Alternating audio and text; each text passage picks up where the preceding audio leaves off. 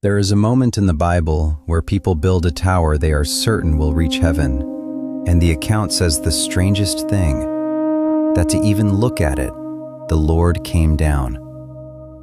That is how Scripture says it. Not that God lives just out of reach, but that the tallest thing they could ever build was, to heaven, still a small thing on the ground.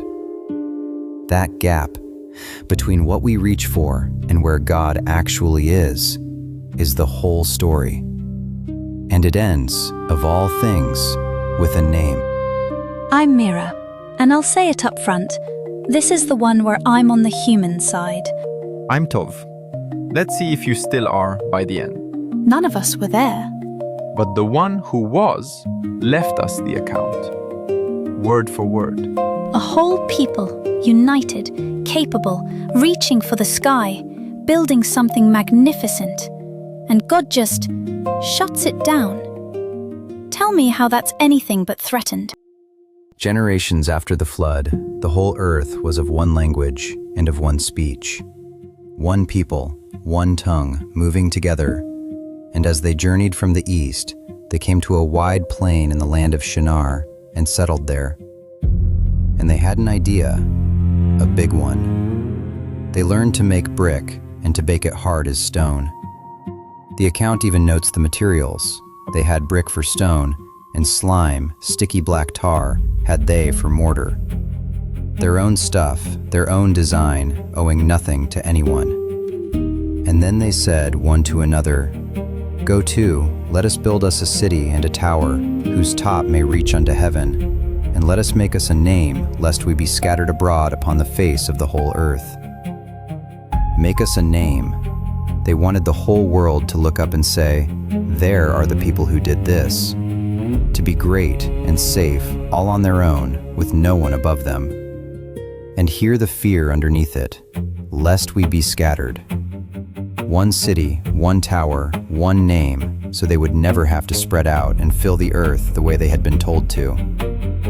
That wanting, a name we make for ourselves instead of the one God gives, that is the real tower. Taller than any brick. Honestly, good for them. Ambition, unity, a skyline. What's the sin in reaching high? It's not the height, Mira. It's the direction of the wanting. Look where they aimed it. Up, to crown themselves.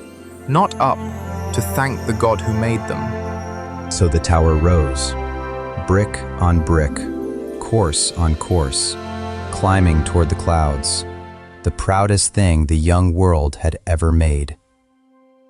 And then comes one of the quietest, strangest lines in all of Scripture. And the Lord came down to see the city and the tower which the children of men builded. The children of men.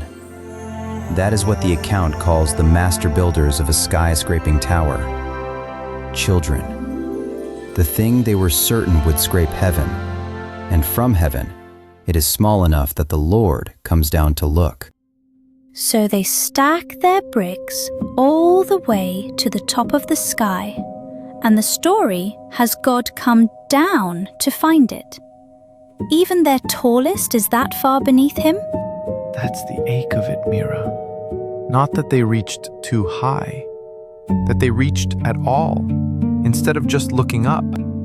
And God looked at a united people, and the account gives his reasoning plainly. Now nothing will be restrained from them which they have imagined to do. One speech, one will, and no limit left on it.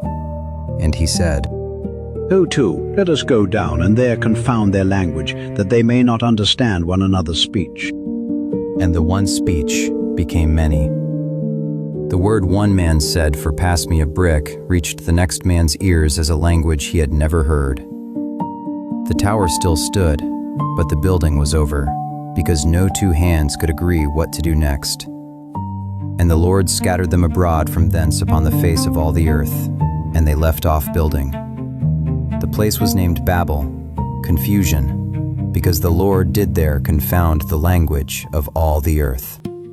They feared one thing, being scattered. And being scattered is the exact thing that just happened to them. the one thing they built the whole tower to dodge is the one thing he sends.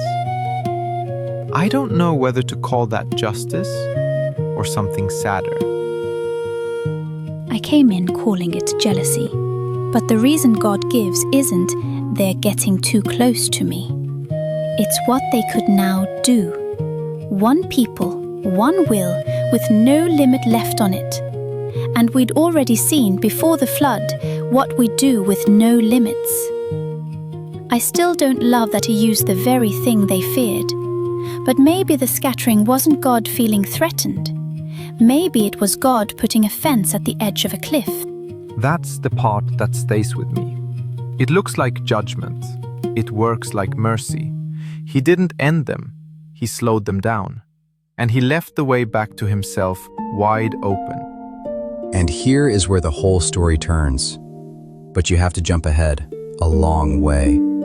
Centuries later, in the city of Jerusalem, a small group of people who loved Jesus, God's own Son, who had died on a cross and risen again, were gathered together in one room. And God came down again, not to scatter this time.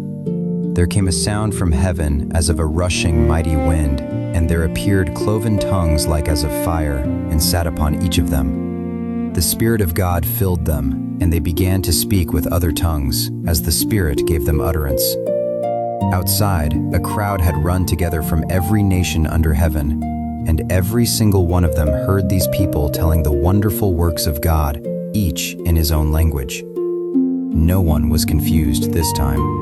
At Babel, God divided one language so a proud people could not unite to make their own name. At Pentecost, he gave many languages one message they could all understand, the good news of Jesus, so the scattered nations could be gathered home again, not by going back to one tongue, by every tongue hearing one name. Because that name they tried to build for themselves on the plain of Shinar, God had a better answer for that too. He did not make anyone climb for it. He gave it to his Son, the one who came all the way down to a cross and was then lifted higher than all. God also hath highly exalted him and given him a name which is above every name. They reached up to make a name and got confusion. He came down and gave the name that gathers everyone home. Make a name, or be given one. I still think they were brave, but brave was pointed the wrong way. They were straining upward, and the answer was already on its way down. We were never built to climb up to God, Mira. We were built to look up, and he came the rest of the way. I'm Tov, she's Mira. The story keeps going. Come wander through the next one with us.